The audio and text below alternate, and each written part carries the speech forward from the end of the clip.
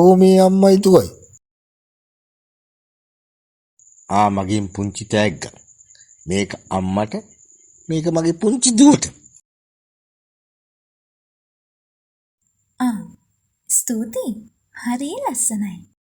මේක මගේ පුංචි දුවට. ස්තුතියි තාත්තේ.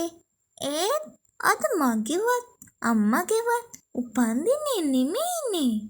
ඇයි තෑගි දුන්නේ? අද තමයි පුතේ ලෝක කාන්තා දිනේ. මාර්තු 8 වෙනිදා.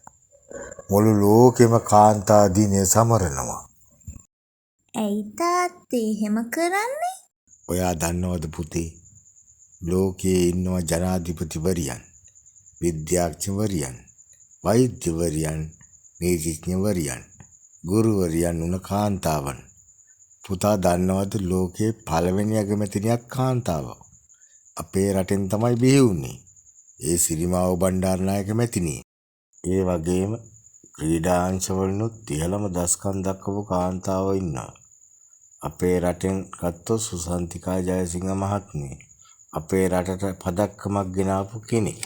ඒ වගේම තමයි රැකියා කරන නොකරන හැම කාන්තාවකම වීරවරියක් පුතේ. කාන්තාව නිසා තමයි මේ ලෝකේ පවතින්නේ. කාන්තාව කියන්නේ උතුම් වස්තුවක් පුතේ. ඉතින් ඇයි තාත්තා අම්මට තෑගි දුන්නේ?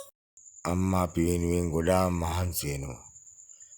අම්මා උදේ ඉඳන් රෑ වෙනකල් කොච්චර වැඩ කරනවද? අසනීප වුණත් අම්මා අපිව ආදරෙන් බලා ගන්නවා. අම්මට ගෞරවයක් ලබා දෙන්න, අම්මව අගය කරන්න අද දවසේ පුංචි තෑග්ගක් අම්මට දුන්නා. අද විතරයිද මේ ඔක්කොම? නෑ පුතේ. කාන්තාවන්ට ගෞරවයක් දෙන්න, අගය කරන්න එක දවසක් වෙන් කරන්න බෑ. කාන්තාව කියන්නේ උතුම් කෙනෙක්.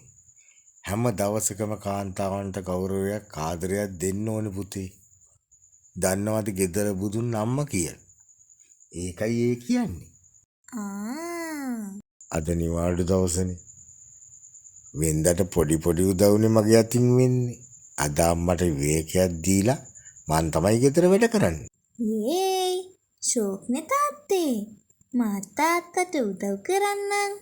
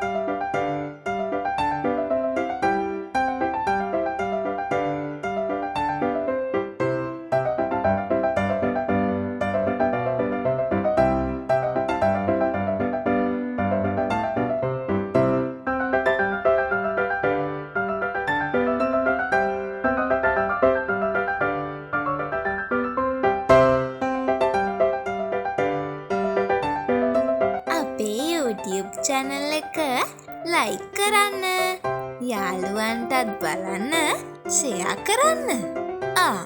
subscribe කරන්නත් අමතක කරන්න එපා.